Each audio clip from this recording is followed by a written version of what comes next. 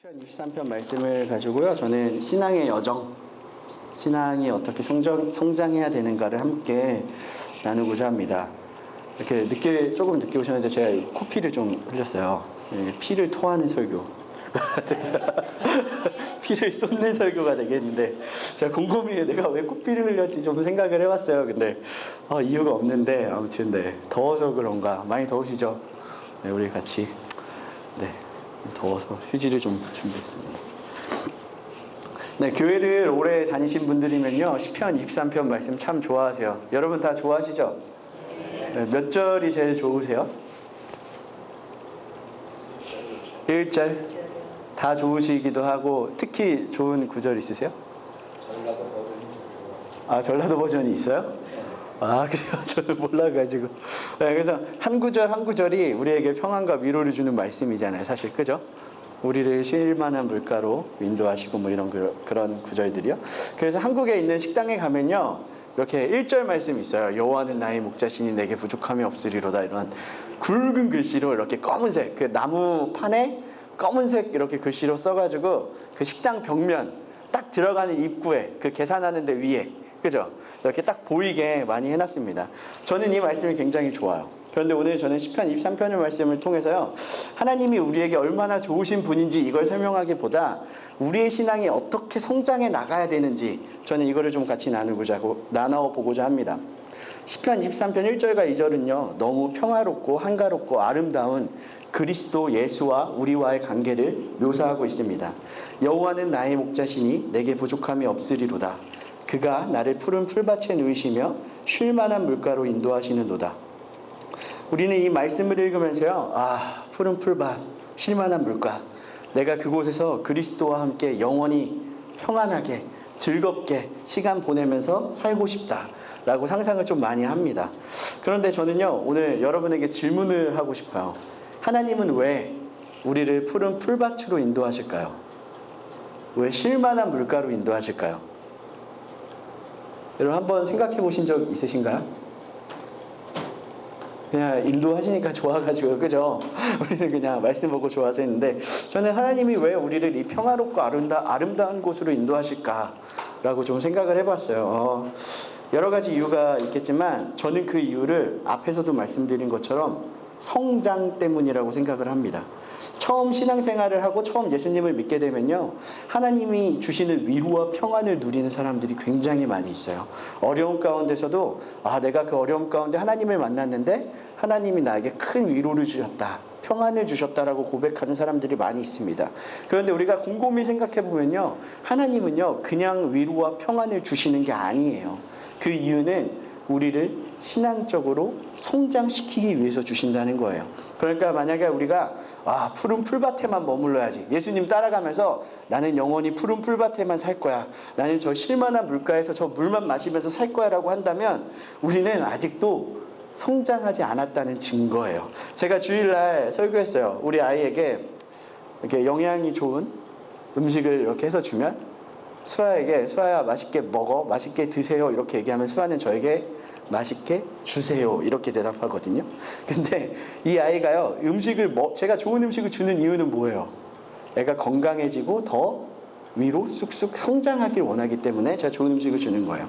하나님이 우리를 부르셨어요. 그리고 우리를 향해서 성장하라고 말씀하셨어요.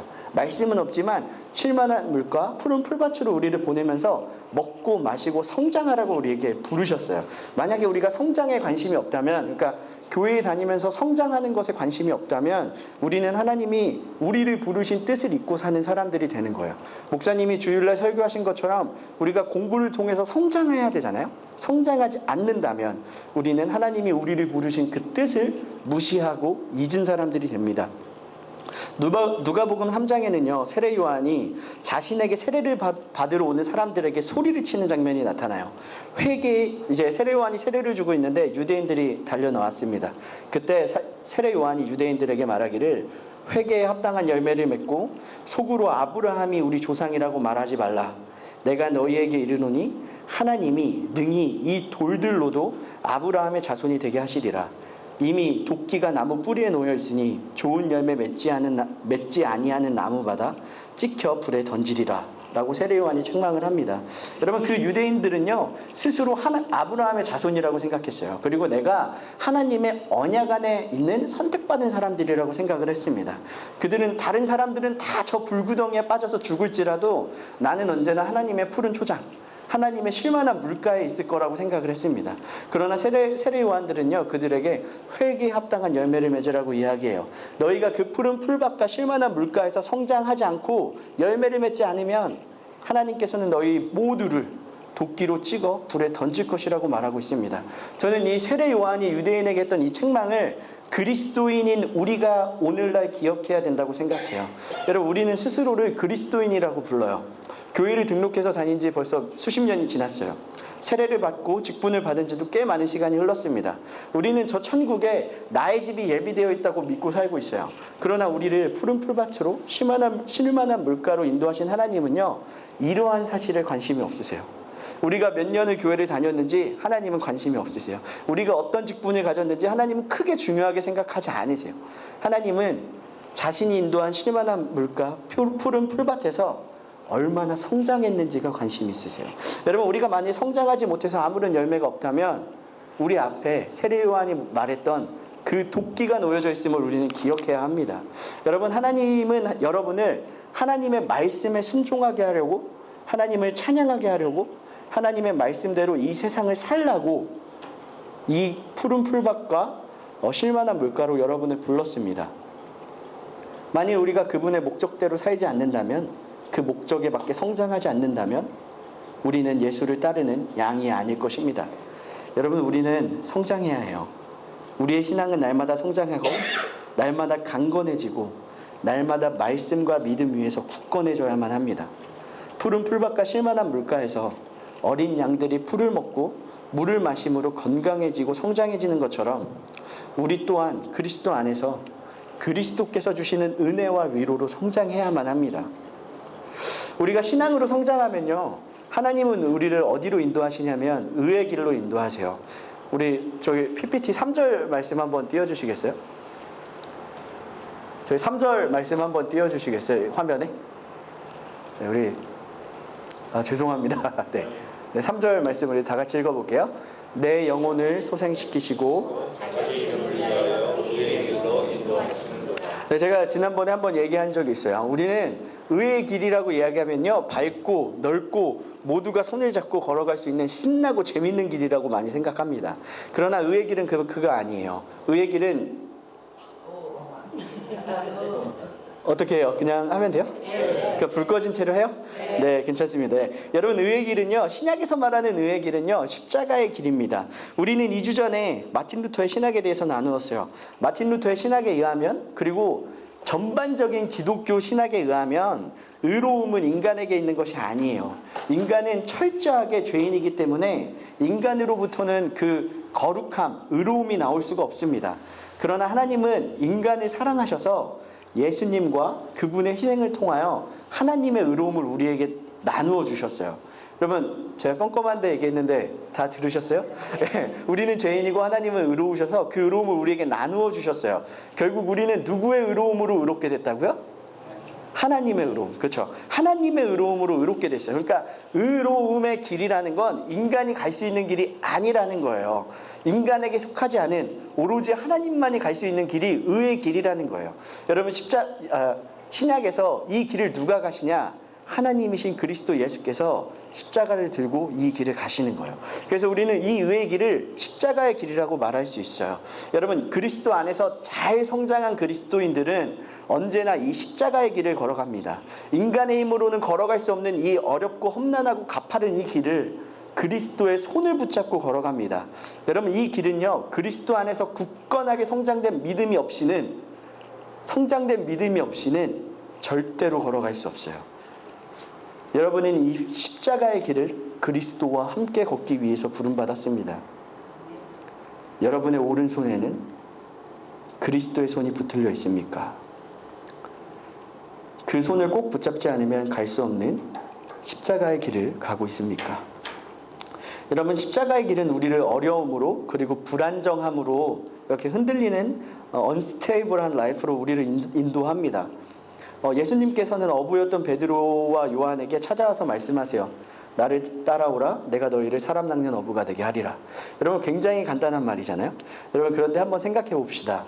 베드로와 요한이요 어부로 평생을 살면요 그들은요 그들의 먹고 마시고 입을 것 걱정할 필요 없는 안정적인 삶을 살아갔을 거예요. 그러나 그들은 그 십자가의 길을 그리스도의 손을 붙잡고 걸었기에 감옥에 갇히고 고문을 당합니다. 여러분 기독교 전통의 전승에 의하면 예수께서 승천하신 이후에 베드로는 로마로 선교를 갑니다.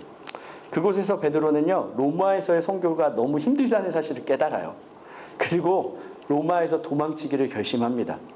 그러나 로마를 벗어나는 그 길 위에서 자신은 로마를 벗어나고 있고 벗어나는 그 길 위에서 예수 그리스도의 환상을 보는데 예수님께서 십자가를 메고 자신과 가는 반대 방향 로마를 향해서 걸어가고 계신 예수 그리스도를 만나요. 여러분 그 환상을 보고요 베드로가요 야 내가 예루살렘으로 돌아가야겠구나 생각한 게 아니라 그리스도께서 가시는 저 로마를 버리지 못하고 예수님을 따라서 그리고 그 십자가를 따라서 다시 로마로 들어갑니다. 그리고 그곳에서 선교하다가 결국엔 십자가에 거꾸로 매달려 죽어요. 여러분 주일날 우리가 누구에 대해서 배웠어요? 무화과 나무에서 공부했던 나다나엘 그죠? 예. 나다나엘. 기독교 전통에 의하면 나다나엘은 예수님의 12제자 중에 바돌로메예요. 여러분 기독교 역사에서 예수님을 따르던 바돌로메는 예수님 승천 이후에 지금의 이란 지방으로 이렇게 선교를 가요. 그곳에서 16년 정도 선교를 하는데요. 우상 숭배가 심한 아르메니아 지방으로 가서 복음을 전합니다. 그런데 우상 숭배가 심하다 보니까 이 바돌로메의 복음을 받아들이지 않아요. 그래서 아르메니아 지방 사람들이 이 바돌로메를 때려서 죽입니다. 곤봉으로 때려서 죽이고 돌로도 이렇게 해서 죽여요. 그 다음에 어떻게 하냐면 이 사람들이 얼마나 잔인했냐면 죽은 바돌로메의 시체를 놓고 날카로운 돌이랑 이런 걸로 살 가죽을 벗겨내요. 그리고 살 가죽은 불에 태우고 그 다음에 살 가죽이 벗겨진 시체는 바다에 던집니다. 그래서 오래된 기독교 성화를 보면요 이렇게 예수님의 12제자 중에 이렇게 가죽 같은 거 들고 있는 사람이 있어요. 그 사람이 바로 바돌로메예요. 여러분 베드로와 바돌로메는 그리스도의 손을 꼭 붙잡고 걸었던 그 십자가 길 끝에서 그리스도와 비슷한 모습, 같은 모습으로 순교를 합니다. 예수님의 제자들만 십자가의 길을 걸어간 게 아니에요. 초대교회의 스데반 집사님도 예수께서 걸어가신 십자가의 길을 걸어갑니다. 스데반 집사님은 그리스도를 십자가에 못 박힌 그리스도를 십자가에 못 박아 죽인 유대인들 앞에서요 그리스도께서 하나님의 아들이시며 유일한 구원자이라고 선포합니다. 스데반 집사님의 이야기를 들은 유대인들은요 스데반에게 분노하며 달려들어 돌을 던져 그를 죽입니다. 성경은 그 처참한 죽음의 장면을 묘사하기를 그리스도의 죽음과 똑같다고 이야기를 합니다. 여러분 스데반 집사님 이후에도 수많은 사람들이요 예수의 손을 꼭 붙잡고 십자가의 길을 걸어갔습니다. 우리가 공부했던 요한계시록에 있는 이름이 없는 그리스도인들, 그들은 지하에 숨어 들어갔고 어둠과 먼지로 가득한 그 지하에서 그리스도의 손을 잡고 그 험난한 언제 끝이 올지 모르는 십자가의 길을 걸어갔습니다. 초대교회 이후에 중세에서도 영국의 청교도들은 자신의 신앙을 지키기 위하여 화형을 당하고 참수형을 당했습니다. 제가 2주 전에 이야기했던 것처럼 1415년 7월 6일 얀후스는 자신의 신앙을 변호하다가 이단으로 잡혀서 그 자리에서 바로 화형을 당합니다. 종교개혁 동안에 마틴 루터는 죽음을 당하지 않아요. 그러나 루터를 따르는 많은 사람들이요 로마 교회에 의하여 죽임을 당합니다. 여러분 이 십자가의 길을 걸어간 사람들이요 우리의 선배들이죠. 유럽이나 저 먼 지역에 있는 게 아니에요. 일제강점기 동안에 기독교 신앙을 버리고 신사참배를 명받았던 우리의 신앙의 선배들은 일본의 명령을 거부하고 자신들의 신앙 때문에 감옥에 갇히기도 했습니다. 특히 주기철 목사님은 신사참배를 거부함으로 감옥에 갇혀 수많은 고문을 받고 그로 인하여 48세 나이에 순교합니다. 제가 장신대를 다닐 때 주승준 교수님이라고 계셨는데요. 그분이 이제 주기철 목사님 손자예요. 셋째 아들의 아들이라는 걸 알고 있는데 이제 그 교수님이 이제 개강 이렇게 OT 오리엔테이션 할 때 오셔서 이렇게 설교하셨는데요. 그때 주기철 목사님이 어떤 고문을 당하셨냐면 여러 가지 고문이 있었는데요.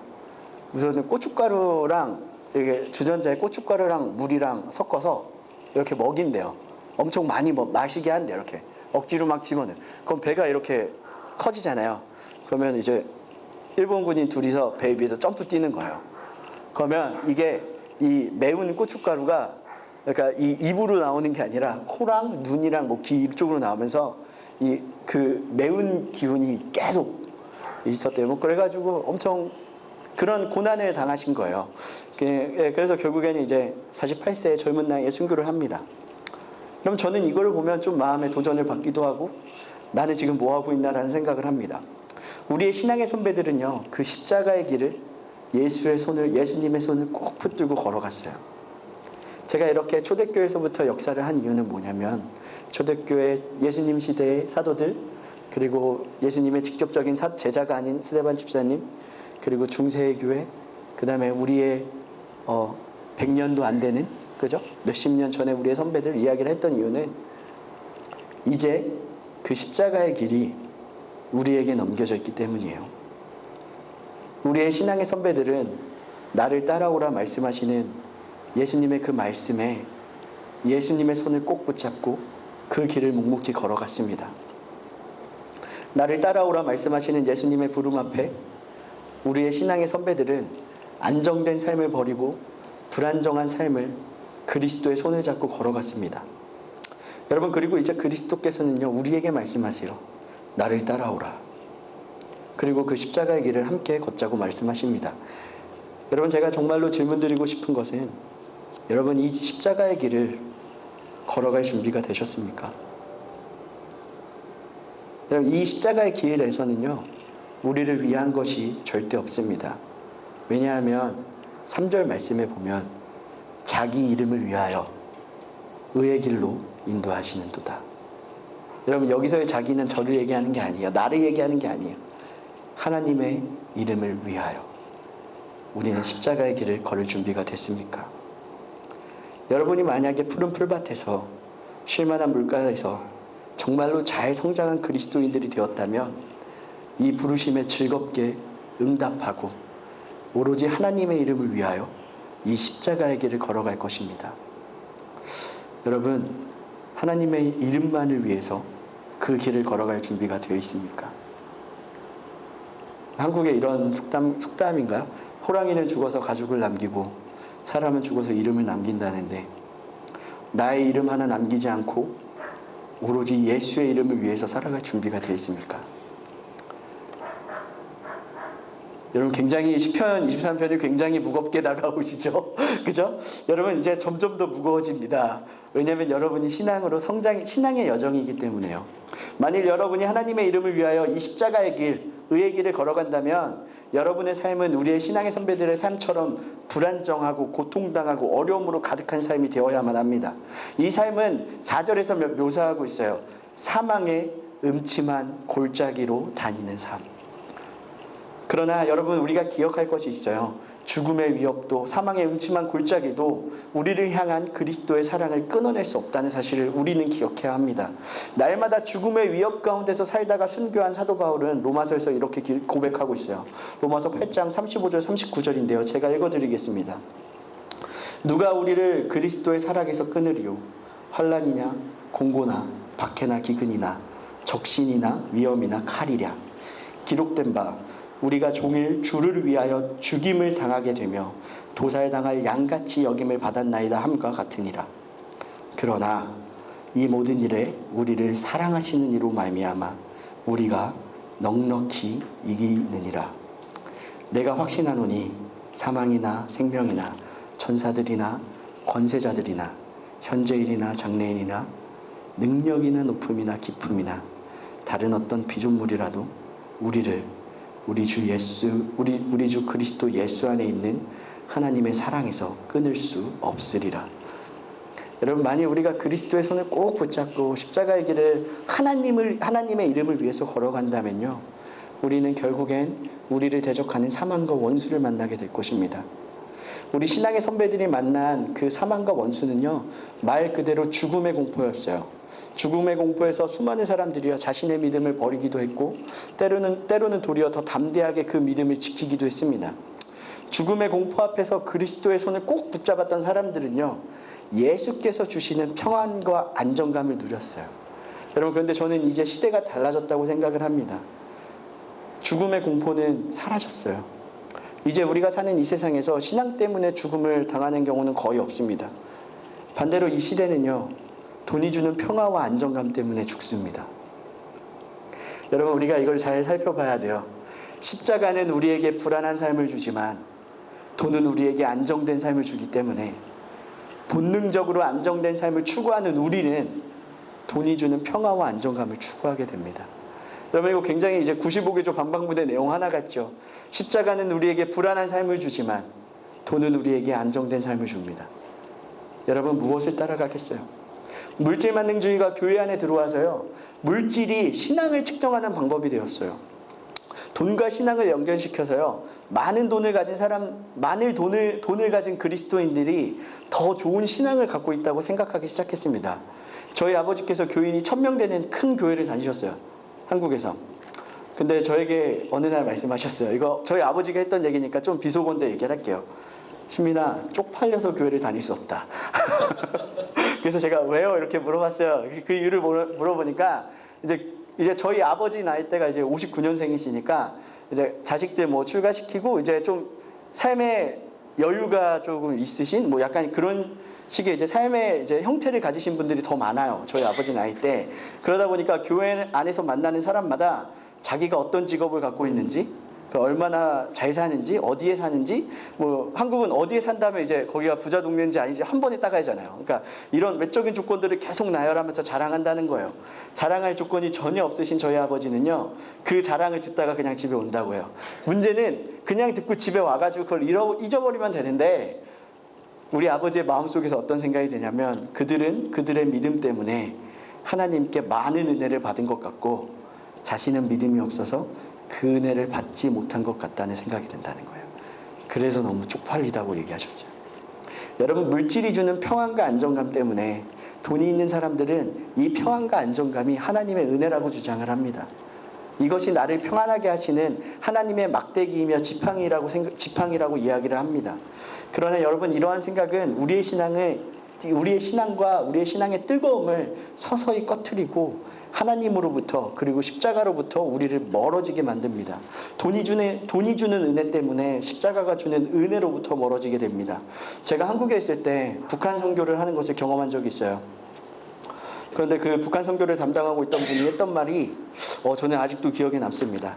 그분들이 했던 얘기가 뭐냐면요, 남한에 있는 교회가요, 북한에 있는 교회에 정말로 많은 물질적인 후원을 보낸다고 이야기를 해요.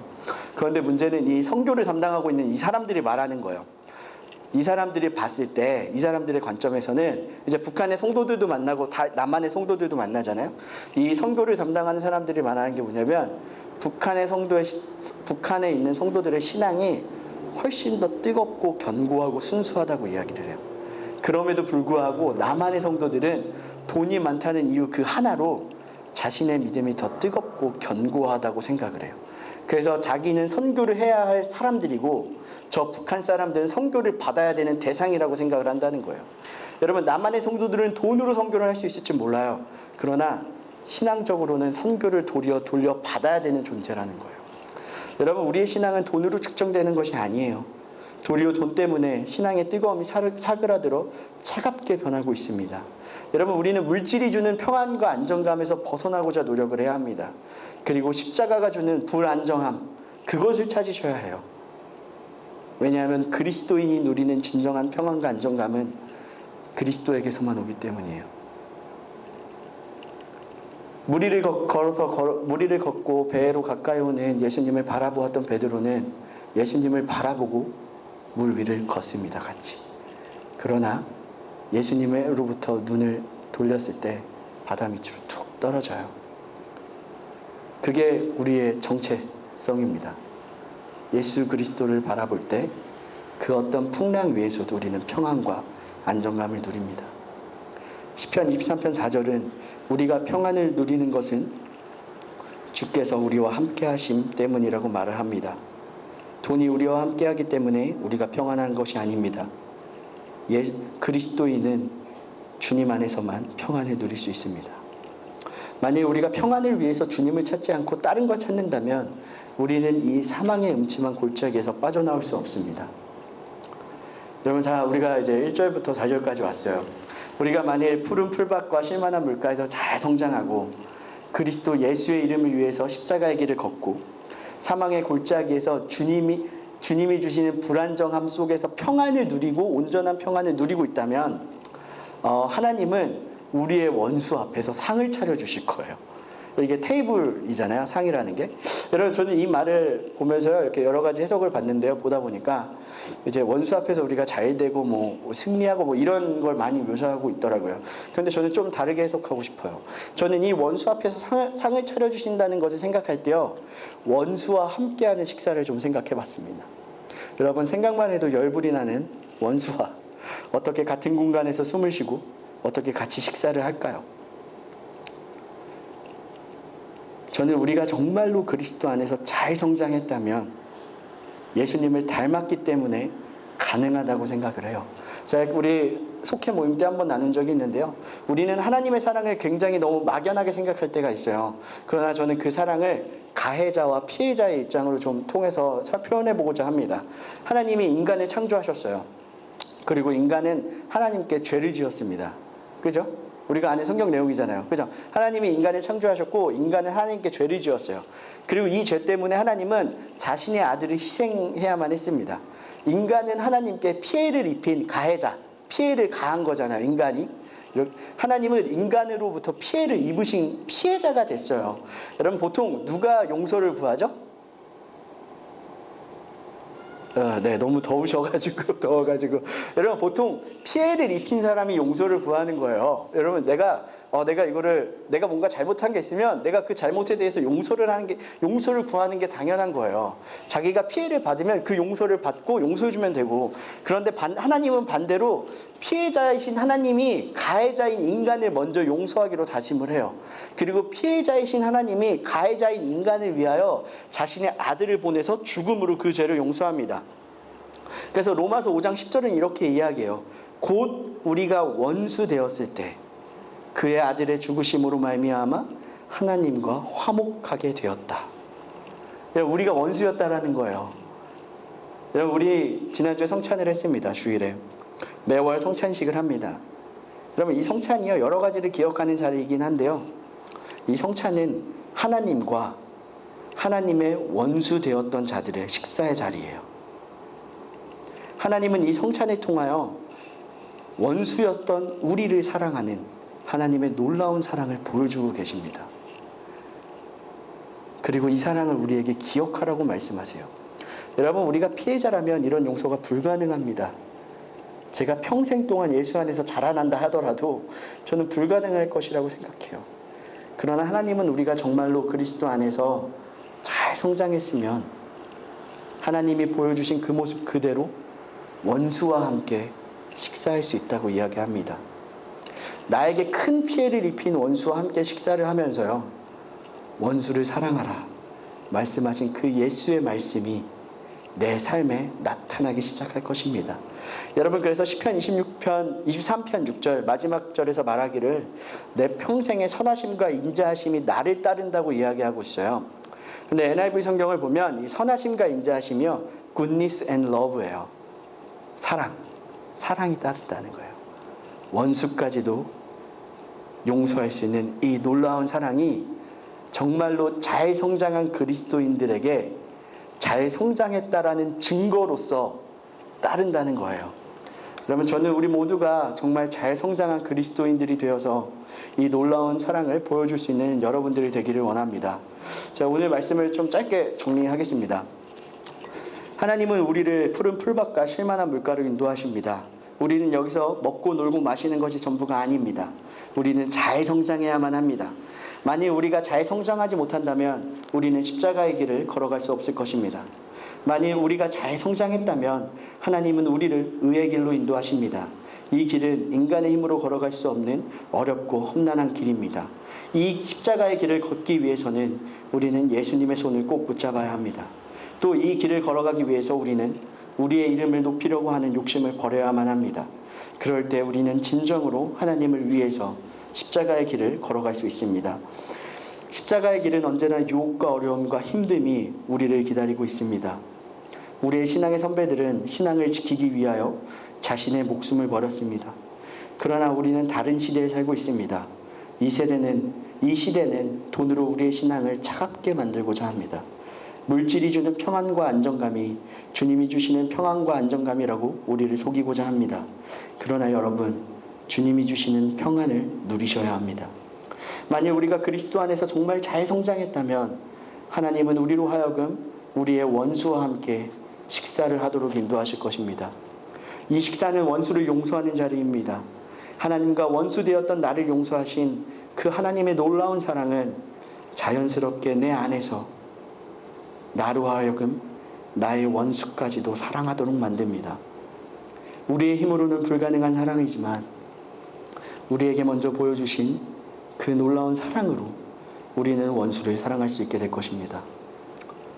여러분, 제가 제목을 신앙의 여정이라고 정했습니다. 여러분은 어디에 계십니까? 푸른 풀밭에서 쉴만한 물가에서 먹고 마시고 그리스도의 말씀으로 그 위로로 성장하고 계십니까? 아니면 십자가의 길에서 그리스도의 손을 꼭 붙잡고 걸어가고 계십니까?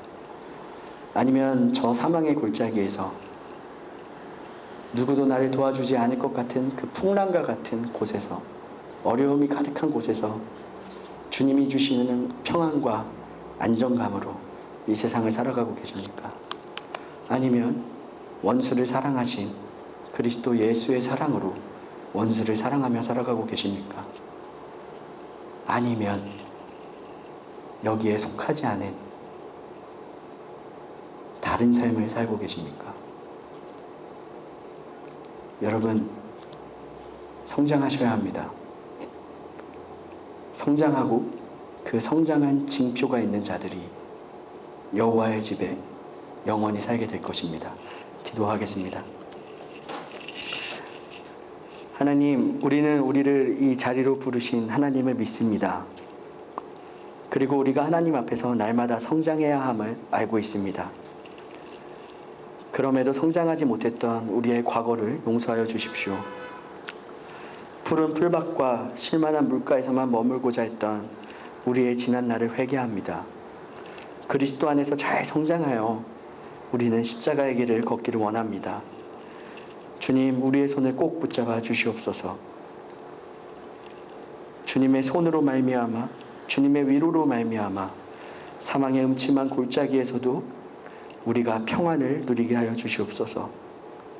또한 주님이 우리에게 먼저 보여주신 그 사랑으로 내가 내 주위의 모든 사람을 사랑하고 껴안을 수 있도록 도와주십시오. 예수님의 이름으로 기도합니다. 아멘.